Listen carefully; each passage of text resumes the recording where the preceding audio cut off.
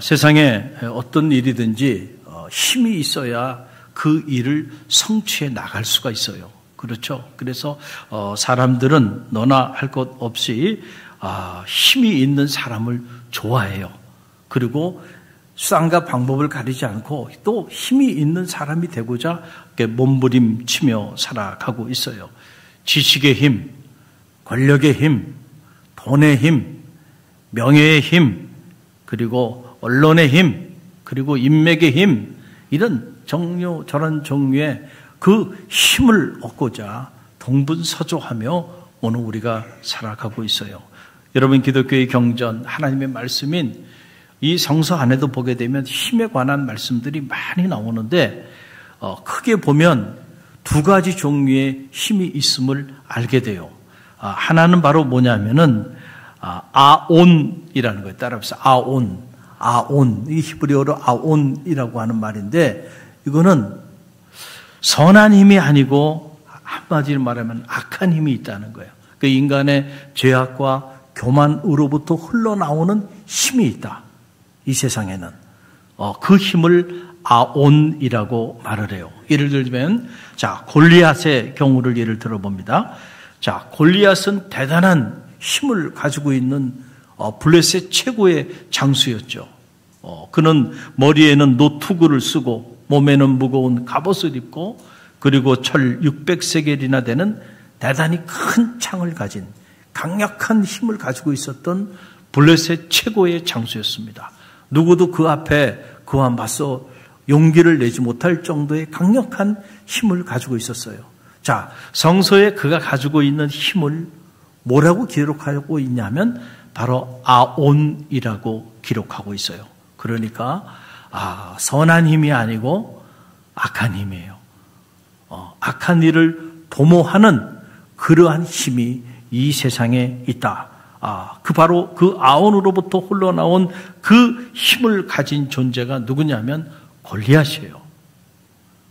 또 하나의 힘이 있는데 그 힘을 하자크라고 말을 해요. 한번 따라해보세요. 하자크. 이거는 하나님께로부터 오는 힘이 있다는 거예요. 하나님께로부터 오는 선한 힘이 있다, 세상에는. 그래서 우리가 시편을 쭉 묵상해 보면 다윗이 이 하자크에 대한 고백들을 많이 하고 있는 것을 보게 돼요. 다윗이 다윗된 것은 자기 힘 때문이 아니고 하나님이 그에게 공급해 주시는 그 힘, 이 하자크, 그 힘으로 인해서 다윗이 다윗될 수 있었다라고 하는 거예요. 그래서 시편 18편 1절 말씀 보게 되면 그 내용이 나오는데 함께 읽어봅니다. 나의 힘이 되신 여호와여, 내가 주를 사랑하나이다. 여기서 나의 힘이 되신 여호와여, 내가 주를 사랑하나이다라고 다윗이 고백할 때 그 나의 힘, 그 언어가 하자크입니다. 아온이 아니에요. 하나님께로부터 오는 힘. 그렇죠? 그 힘이 나로 하여금 오늘 나를 살게 한다는 거예요. 또 다윗이 시편 28편 7절 말씀 보게 되니까 함께 읽어봅니다. 여호와는 나의 힘과 나의 방패시니 내 마음이 저를 의지하여 도움을 얻었도다. 아멘. 여호와는 나의 힘과 나의 방패가 되셔서 그래서 내가 그를 의지해서 내가 그의 도움을 얻게 됐다. 나의 도움이 어디서 올고 천지를 지으신 여호와 하나님께로부터로다. 다윗이 고백했잖아요. 할렐루야. 그러니까 다윗이 다윗으로서의 그 영명한 삶을 살아갈 수 있었던 비결은 그가 힘이 있었기 때문인데 그 힘이 어디로부터 온 힘이에요? 하나님께로부터 온 힘. 이걸 하자크라고 그렇게 말을 합니다. 여러분, 세상을 아름답게 만들고 구원하는 힘은 아온이 아니고 하자크입니다. 그렇죠? 그래서 우리는 그 어느 때보다도 하나님이 주신 이 힘을 필요로 하고 있는 이런 세상 속에 있어요. 가만히 보면요. 세상을 이롭게 하는 힘은 하나님께로부터 오는 하자크의 힘이에요.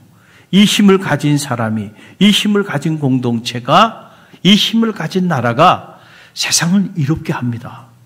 여러분, 세상에 힘이 없어서 세상이 이렇게 어지러운 게 아니에요.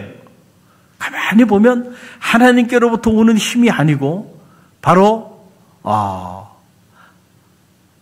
하나님의 뜻에 반하는 악한 일을 도모하는 인간의 죄악과 교만으로부터 오는 아온의 힘, 그 힘이 오늘 우리 세상을 이렇게 어지럽게 만들어 버리고 있다라고 하는 그런 얘기입니다. 그래서 우리는 그 어느 때보다도 우리 성도들만이라도 하나님께로부터 오는 하사크의 힘이 필요해.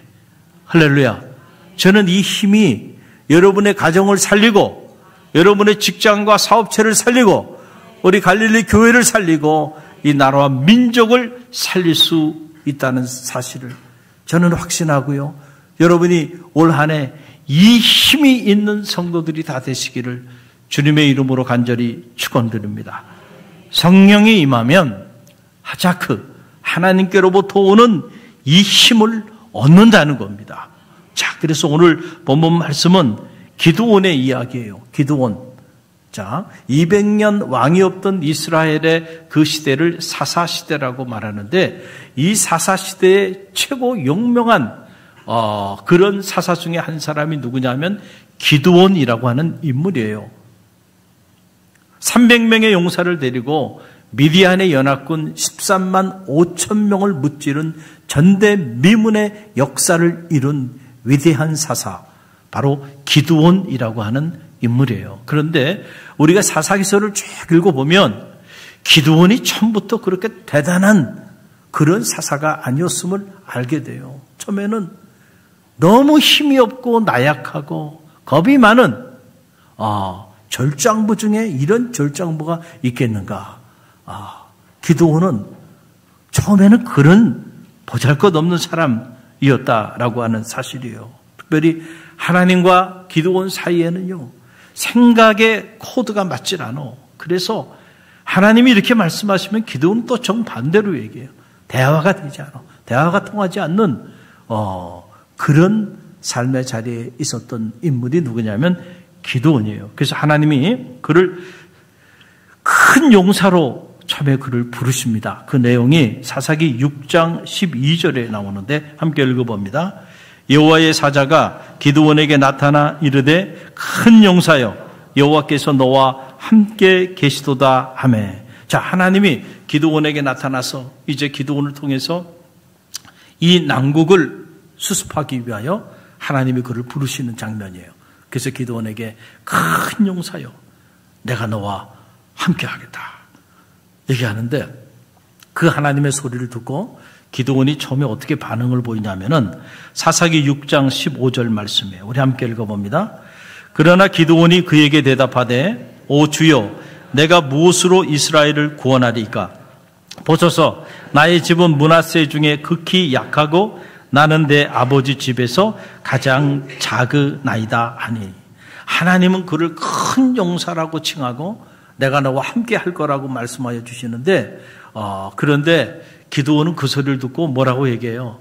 하나님 무슨 말도 되지 않는 말씀을 하십니까?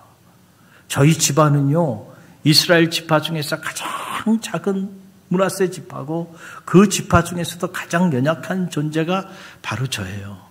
그러니까 기드온은 자기 자신에 대한 자아상이 완전히 무너져 있는 거죠. 그렇죠? 나는 누구? 나는 이스라엘 지파 중에서도 가장 작은 보잘것없는 그 지파, 그 가문의 사람, 그 가문 중에서도 가장 나약하고 가장 보잘것없는 존재가 누구야? 나라는 거야. 그러니까 기드온이 처음에는 자기 자신에 대한 이런 자아상을 기드온이 가지고 있었던 그런 나약한 절장부였다라고 하는 그런 사실이에요. 여러분 당시 상황을 보면 기드온이 이런 자아상을 가지고 있었던 거 어떻게 보면은 이해가 돼요. 200년 동안 왕이 없는 그 사사시대를 겪으면서 수많은 주변 나라들에 의해서 이스라엘이 어려움을 많이 겪습니다. 특별히 미디안이라고 하는 그 강대국이 연합군을 형성해서 이스라엘을 끊임없이 공격하고 끊임없이 착취하고 약탈하기 시작합니다. 그래서 수확대가 되면 공격해 와서 쳐들어와서 수확물 다 걷어가고 그리고 또 부녀자들을 전부 다 겁탈해가고 뭐 그런 상황이에요. 그러니까 기드온도 너무너무 무서워가지고 포도주 틀 속에 숨어가지고요. 부들부들 떨면서 그렇게 숨어 있었던 상황이 바로 기드온의 삶의 상황이었다라고 하는 그런 사실이에요. 그래서 하나님은 그를 큰 용사라고 부르셨고 그와 함께 하겠다고 그렇게 말을 하는데 기드온이요 자기 처지를 보니까 이게 말도 되지 않는 얘기예요. 지금 하나님이. 그래서 오히려 이 사사기서를 쭉 읽어보면 기드온이 그렇게 찾아오셔서 자기에 대하여 말씀하여 주시는 그 하나님에 대하여 불평하고 원망을 막 토로해 냅니다. 여러분 그 내용이 사사기 6장 13절에 나와요. 자, 우리 함께 읽어봅니다. 기드온이 그에게 대답하되 오 주여 오 나의 주여 여호와께서 우리와 함께 계시면 어찌하여 이 모든 일이 우리에게 일어났나이까? 또 우리 조상들이 일찍이 우리에게 이르기를 여호와께서 우리를 애굽에서 돌아오게 하신 것이 아니냐 한 그 모든 이적이 어디 있나이까? 이제 여호와께서 우리를 버리사 미디안의 손에 우리를 넘겨 주셨나이다 하니. 자, 쉽게 말씀드리면 이런 얘기예요. 자, 기드온이 하는 말이에요. 하나님, 정말로 하나님이 우리와 함께 하셨다고 한다면 어떻게 우리에게 이런 일이 일어날 수 있습니까? 자, 우리가 살다가 이런저런 삶의 어려움에 봉착하게 되면 이런 질문들 많이 하죠. 하나님이 정말 우리와 함께 하셨다고 하나? 어떻게 우리에게 이런 일이 일어나요? 우리 가정에 어떻게 이런 일이 일어나요? Why me? 왜 나에게 이런 일이 일어납니까? 그렇죠? 그게 기도원이 그러는 거예요. 하나님 함께 하시겠다는 말 이렇게 하시는데 정말로 하나님이 함께 했다고 한다면 우리에게 지금 왜 이런 일이 일어납니까? 하나님이 우리를 버리셔서 우리를 저 미디안의 손에 넘겨주셨기 때문에 오늘 우리가 저 미디안 때문에 이렇게 어려운 난국 속에 이렇게 고통을 당하고 이렇게 착취를 당하고 이렇게 큰 어려움 가운데 놓여 있는 거 아닙니까? 기도원이 이렇게요. 불평하고 원망하면서요. 하나님 앞에 그러고 나가고 있는 기도원의 모습을 보게 돼요. 참으로 안타깝죠. 여러분 때때로 하나님은 우리에게 찾아오셔서 우리에게 큰 용사요 라고 말씀하시고 내가 너와 함께 하시겠다고 말씀하세요. 할렐루야. 그런데 우리는 이 기도원처럼 이렇게 아니 내가 무슨 큰 용사입니까? 나는 우리 집안도 보잘것 없고 또 나는 그 집안에서도 정말 보잘것 없는 아무것도 아닌 저 같은 사람이 무슨 큰 일을 합니까? 아무 일도 할 수 없는 그런 나약한 존재입니다. 그리고 정말로 하나님이 우리와 함께 하시고 나와 함께 하신다면 지금까지 나 살아온 삶을 보세요. 어떻게 내 삶에 이런 고통이 이런 어려움이 있었습니까? 내가 오늘 이렇게 힘들게 살아가는 거 하나님이 나와 함께 하지 않고 나를 버리셨기 때문 아닙니까? 자, 우리 안에 이런 불편한 생각, 불편한 마음을 가지고 기도원처럼 반응하며 우리가 나아가 기도한다는 거예요. 자, 이 말씀을 묵상하면 정말 기도원과 하나님 사이에 지금 소통이 안 되고 있죠. 그렇죠? 세상을 살면서 가장 답답한 일이 뭐냐면요. 소통이 안 될 때야. 대화가 안 돼. 그래서 한번 대화해보고요. 그냥 숨이 콱 막히면 어떤 생각이 드냐면 다시는 대화하고 싶지 않은 마음이다. 회의도 한번 해보고 마음에 회의하고 난 다음에 마음이 이렇게 시원해야 되는데 마음이 답답하잖아요. 다시는 안 만나. 회의하지 마. 영적으로 느껴지잖아요. 하나님이 함께 하고 있는지, 한 마음을 가지고 있는지, 두 마음을 가지고 있는지 다 느껴집니다. 그렇죠? 그러면 다시는 쓰임받지 못하는 거예요. 할렐루야. 지금 하나님이 기도원에게 와가지고 이렇게까지 얘기해놨는데 기도원이 그렇습니까 하나님? 제가 이렇게 부족하지만 하나님이 저를 그렇게 쓰신다면 아멘입니다. 그렇게 쓰임받기를 원합니다. 할렐루야. 그래야 역사가 나타나죠. 생각의 차이가 너무 커요. 여러분, 심리학에서도요, 이 대체의 법칙이라는 게 있어요. 대체의 법칙. 이거 뭐냐면은, 사람은 두 가지 생각을 동시에 가지고 살아갈 수 없다는 거예요. 이게 무슨 말이냐면, 긍정적인 생각과 부정적인 생각을 동시에 가질 수가 없다는 거예요.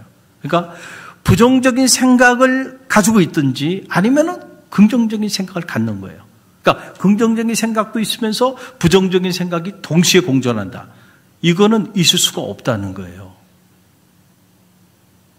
그러면은 자, 우리가 때때로 살아가면서 우리는 누구나 믿는 사람이든 믿지 않는 사람이든 이 긍정의 힘을 알아요. 그렇죠? 그래서 우리가 긍정적인 생각을, 긍정적인 마인드를 가지고 사는 사람이 결국은 성공하는 사람이고, 그 사람이 결국은 어떤 일이든 의미 있고 가치 있는 일을 해내는 사람이고, 그리고 결국 그 사람이 행복한 인생을 산다는 것을 세상 사람들도 다 하는 이야기입니다. 그렇죠? 그런데 믿음의 길을 걸어가는 우리가 모를 리가 없잖아요. 믿음은 언제나 하나님 앞에서 예스지 노가 아니에요. 왜냐하면 하나님이 우리와 함께 하시면 능치 못함이 없어요. 홍해가 우리 앞에 아무리 가로막고 있고 뒤에 애국 군대가 쫓아오더라도 하나님은 예수입니다. 할렐루야. 그런데 우리는 자꾸 앞에는 홍해가 가로막혀 있고 뒤에는 애국 군대가 쫓아오지 않아요. 괜히 우리가 출애굽해가지고 왜 우리를 여기서 죽게 합니까? 그러면서 불평하고 원망하고 불평하고 원망한단 말이에요. 그거는 믿음의 삶이 아니에요. 믿음의 생각이 아니라니까요. 하나님의 미래를 내다보지 못하는 거예요. 그래서 우리가 신앙생활하면서 저는 여러분 항상 긍정적인 하나님의 사람이 되시기를 간절히 바랍니다. 우리가 생각이 바뀌지 않으면요, 우리의 삶은 바뀌지 않아요. 왜냐하면 우리가 부정적인 생각을 가지고 갸우뚱하고 의심하고 이러고 살아가면은요, 그 삶 자체가 불신앙적인 삶이기 때문에 그 불신앙대로 여러분의 인생은 그렇게 살아가게 돼 있어요. 저는 믿음대로 살게 되기를 간절히 바랍니다. 할렐루야. 그런데 자, 긍정적인 생각을 내가 갖고 싶은데 갑자기 부정적인 나쁜 생각들이 이렇게 스며들어와요. 그러면 그 나쁜 생각을 물리치기 위해서 나쁜 생각을 찬착해가지고 어떻게라도 나쁜 생각을 붙잡고 막 몸부림치면서 그렇게 살지 말고, 나쁜 생각이 내 안에 이렇게 스물스물 들어와서 나도 모르는 사이에 내 생각을 이렇게 잠식해버렸어. 그러면은 그 나쁜 생각으로부터 벗어나기 위해서는요, 그냥 좋은 생각에 초점을 맞추라는 거예요.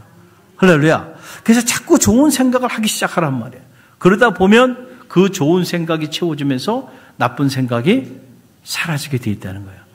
이게 대체의 법칙이에요. 여러분, 자, 더 쉽게 여러분에게 설명해 드리면, 자, 빛과 어둠을 봅시다. 자, 어둠과 빛이 동시에 존재할 수 있어요? 그럴 수 없죠. 빛이 임하면 어둠은 사라지잖아요. 똑같은 거예요. 그러면 어둠이 우리 안에, 우리 삶에 이렇게 가득해. 이 어둠 때문에 불평하고, 그 어둠 때문에 좌절하고, 어둠 때문에 절망하면서 이 어둠을 어떻게 물리칠까?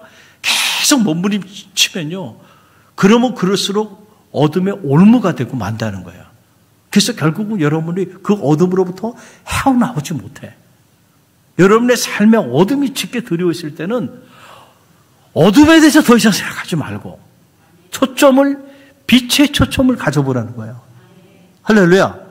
여러분의 삶을 빛을 바라보게 되면 자연스럽게 여러분의 삶의 어둠은 사라지게 된단 말이에요. 할렐루야. 이게 대체의 법칙이에요. 심리학에서 이 대체의 법칙은 일반적으로 공인된 법칙이에요. 누구도 이 일을 제기하지 않는 법칙이에요. 그런데 이것이 믿음의 세계도 그대로 적용된다는 거예요. 자, 육에 속한 생각을 가지고 살아가면 안 되는데, 그런데 자꾸 우리가 믿음의 길을 걸어가면서도 자꾸 육에 속한 자의 생각을 품고 살아간단 말이에요. 그러면 그 육신의 생각을, 그 끝은 결국 사망에 이르게 되는데, 그 생각을 어떻게 해요? 우리가 제거해야 되는데, 그걸 제거하기 위해서 자꾸 육신적인 생각을 품고 그걸 붙잡고 씨름하지 말고 어떻게 하라는 거예요? 영적인 생각에 초점을 맞추라는 거예요. 할렐루야.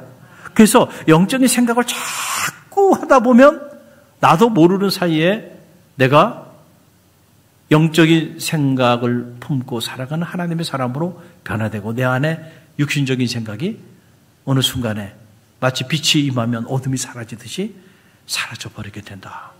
오늘 기드온이요, 육에 속한 자로 육신적인 생각을 가지고 자기에 대한 끔찍한 자아상을 가지고 그렇게 하나님 앞에 자리하고 있었단 말이에요. 자, 그럴 때에 하나님의 음성이 들려와요. 놀라운 것은 기드온이 처음에는 그 하나님의 소리를 들었을 때 이렇게 부정적으로 반응하며 불평하며 원망하면서 자기 신세를 한탄했지만은, 그러나 그 소리를 자꾸 듣다 보니까 기드온의 마음 안에 육신적인 생각들이 사라지기 시작하는 거예요. 그래서 여러분, 우리가 영적인 생각을 가지려고 하면요, 자꾸 하나님의 말씀을 듣고 묵상하는 일에 천착해야 돼. 계속 하나님 말씀을 듣는 자리, 그리고 묵상하는 자리를 사모하면서 나가다 보면 그 하나님의 소리가 우리로 하여금 생각을 바꾸고, 그리고 결국 우리가 하나님의 소리를 따라 살아가는 하나님의 사람으로 변화되게 된다는 거예요. 그 기드온이 이런 작은 변화가 나타나기 시작했어요. 하나님의 소리를 자꾸 듣다 보니까. 그러나 여전히 기드온이 무슨 미디안과 맞서 싸울 정도로 큰 용사로서의 힘을 갖지는 못한 그런 상황이에요. 사사기를 읽어보면 기드온이 힘을 갖게 된 결정적인 터닝 포인트가 나오게 되는데, 바로 그 결정적인 터닝 포인트가 오늘 제가 여러분에게 소개해드린 본문의 말씀입니다. 이 두 절의 말씀이 기드온의 삶의 터닝 포인트를 가져온 거예요. 이게 사사기 6장 33절로 34절인데 우리 함께 읽어봅니다. 그때에 미디안과 아말렉과 동방 사람들이 다 함께 모여 요단강을 건너와서 이스라엘 골짜기에 진을 친지라. 여호와의 영이 기드온에게 임하시니 기드온이 나팔을 불매 아비에셀이 그의 뒤를 따라 부름을 받으니라. 아멘. 자, 지금 상황은 이런 상황이에요. 미디안이 연합군을 형성했어. 그래서 아말렉 사람들 그리고 동방 사람들과 함께 연합군을 형성해서 이스라엘을 치기 위해서 요단강을 건너와 이스라엘 골짜기에 저 해변의 모래알처럼 13만 5천 명의 당시 대군을 거느리고 왔으니 말이죠. 아마 끝이 없는 대군이 다 진을 포진하고 있는 여러분 그런 상황이에요. 자, 이럴 때 기드온이 어떻게 반응을 보이느냐? 오늘 보니까 기드온이 놀라워요. 주저하지 않고 나팔을 불고요. 그리고 이 전쟁에 맞서 싸우기 위하여 각 지파의 사람들을 보내고 그리고 이 전쟁에서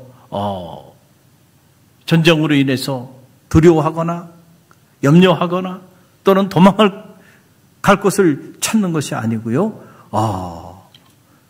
이 미디안의 연합군과 맞서 싸우고자 나팔을 불며 일어나는 그런 기드온의 영명한 모습을 보게 돼요. 야, 바로 이 모습이 하나님이 기드온에게 큰 용사요 라고 말했을 때 큰 용사다운 그 모습을 기드온이 이때 갖게 되는데, 오늘 말씀을 가만히 보게 되니까 그냥 기드온이 그렇게 그런 큰 용사의 모습을 가지고 그렇게 일어난 게 아니에요. 그 힘이 어디로부터 왔는가 보니까, 자, 34절 다시 읽어봅니다.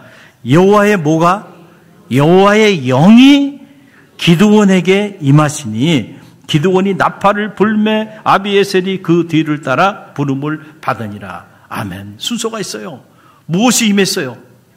여호와의 영, 루아흐라고 말하죠. 성령, 하나님의 영. 이 하나님의 영이 임하니까요, 기드온이 바뀐 거예요. 할렐루야. 왜냐하면 하나님의 영은 우리에게 하자크, 힘을 불어넣어 주신다니까요. 할렐루야. 그 하나님의 영행 안에는 창조의 힘이 따로 있잖아요. 그래서 죽은 마른 뼈도 살아나요. 마른 심령도 살아납니다. 할렐루야. 그 하나님의 영이 임하니까 그렇게 겁장이었던 기드온이에요.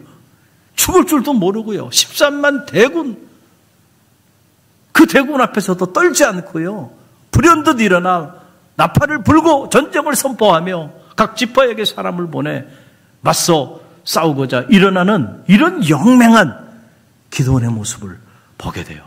하나님의 영이 임하면 사람 변화됩니다. 할렐루야. 하나님의 영이 임하면 힘을 얻게 된다니까요. 우리가 힘이 없이 살아가는 이유는 다른 게 아니에요. 하나님의 영이 여러분 가운데 충만하지 않기 때문이에요. 하나님의 영이 충만하면 여러분도 힘을 얻습니다. 나이 드신 어르신들도요, 힘을 얻어요. 요즘 젊은이들 보면 힘이 없어. 전반적으로 보면 힘이 없어. 그리고 좀 열정을 좀 느껴야 되는데 열정이 느껴지지 않아요. 오히려 내 열정이 빼앗기는 것 같아. 내 기가 빼앗겨. 막 20대 젊은이들이 막 그냥 뭐라도 할 수 있는 그런 나이 아니에요? 그런데 다들 인생을 다 산 사람들 같아. 왜 그럴까? 이유는 하나예요. 하나님의 영이 충만하지 않기 때문이야. 하나님의 영이 충만하면요, 생기가 돋고요, 눈빛이 벌써 달라요. 할렐루야. 그리고 뭔가 이 열정에 사로잡혀서 말이죠, 무엇이든 할 수 있을 것 같은 그런 모습이 보이게 된다니까.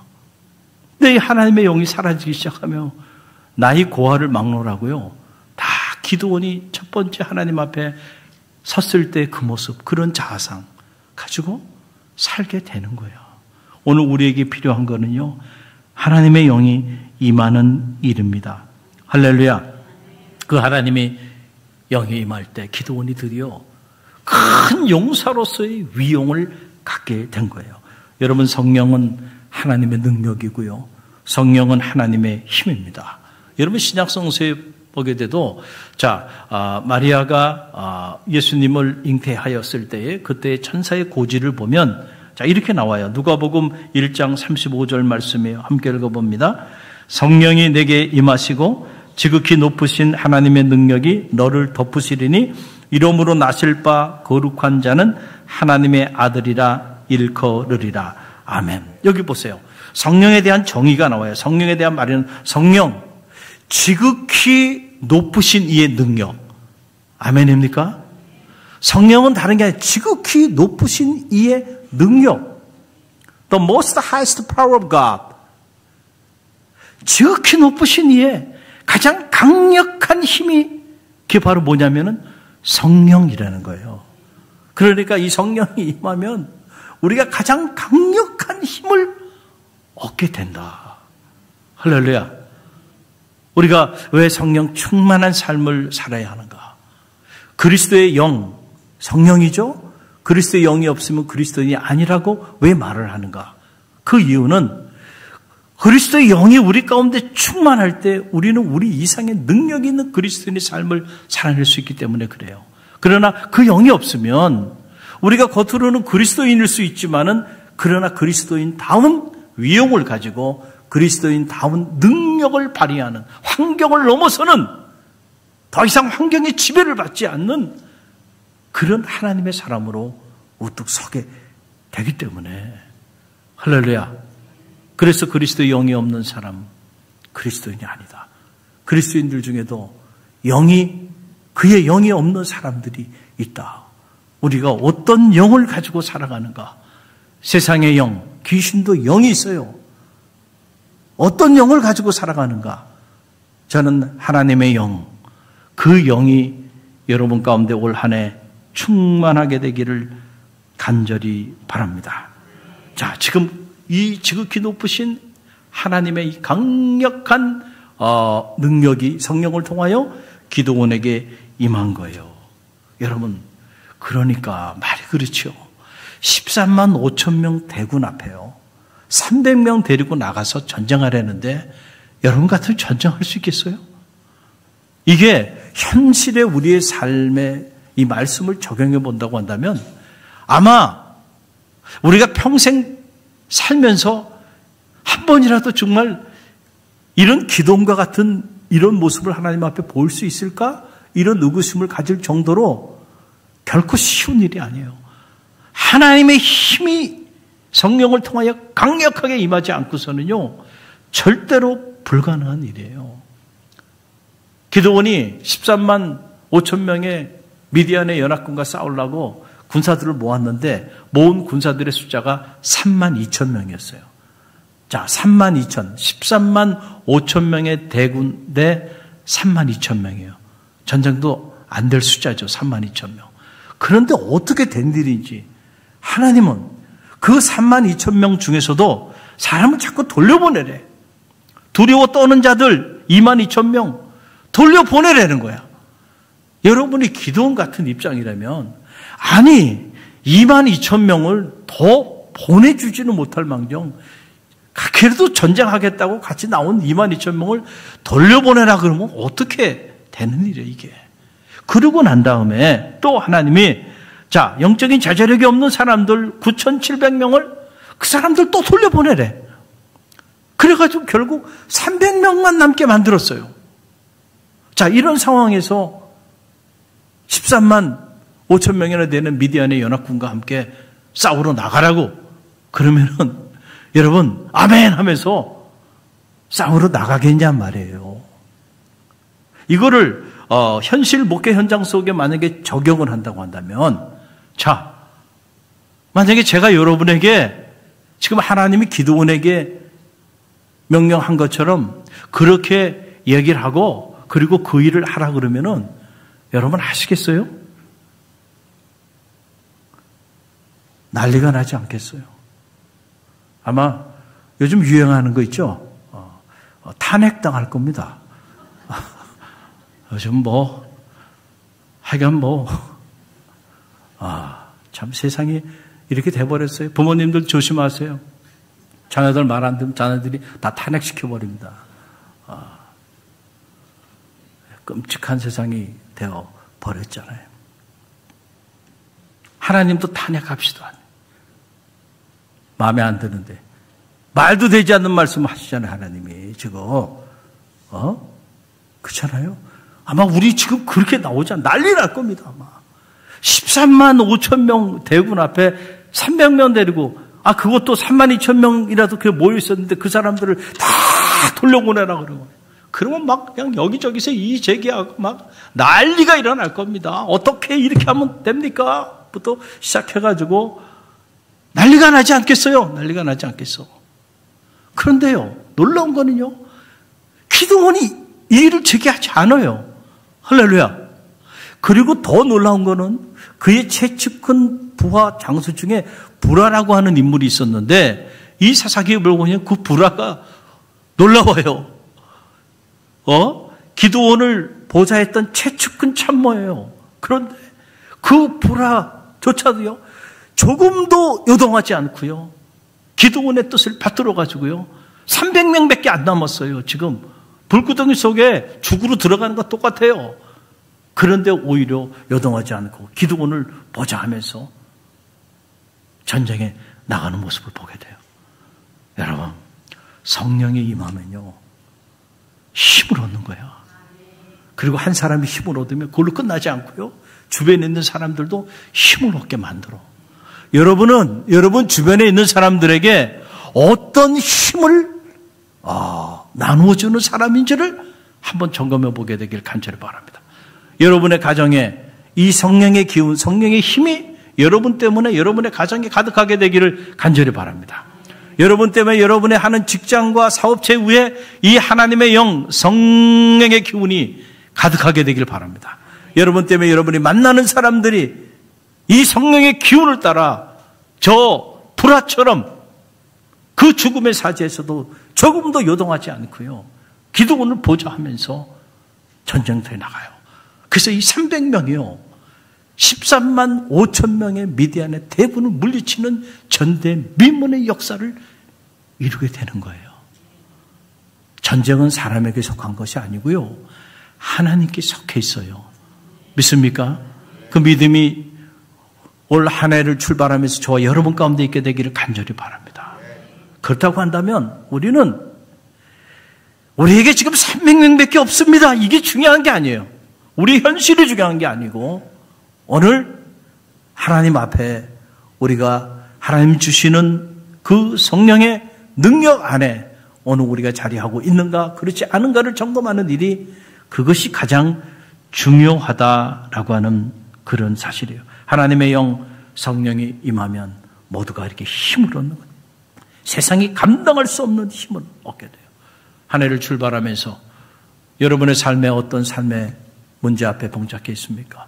어떤 이는 건강의 문제로, 어떤 이는 사업의 문제로, 어떤 이는 가정의 문제로, 어떤 이는 진로와 학업, 인간관계의 문제로, 또 사명의 문제로, 또 국가적으로는 이 어려운 난국 속에 지금 리더십이 붕괴된 이런 삶의 상황 속에 지금 던져져 있는데, 그러나 여러분, 어떻게 보면 이런 모든 문제들이 미디안의 13만 5천 대군 같은 문제들이에요.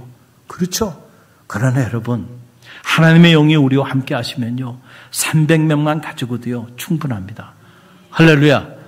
여러분, 그 믿음을 가지시고요, 올 한 해 오늘 우리에게 필요한 건 하나님의 영이 임하는 거예요. 하나님의 영이 우리 가운데 충만한 비결은 세 가지예요. 하나는 사모하는 자에게 그 영을 부어주신다는 거예요. 사모하는 자에게. 그리고 또 하나는 기도하는 자에게 하나님의 영을 부어주신다는 거예요. 셋째는 우리의 죄를 참회하고 하나님 앞에 나가는 자들에게 성령을 선물로 주신다는 거예요.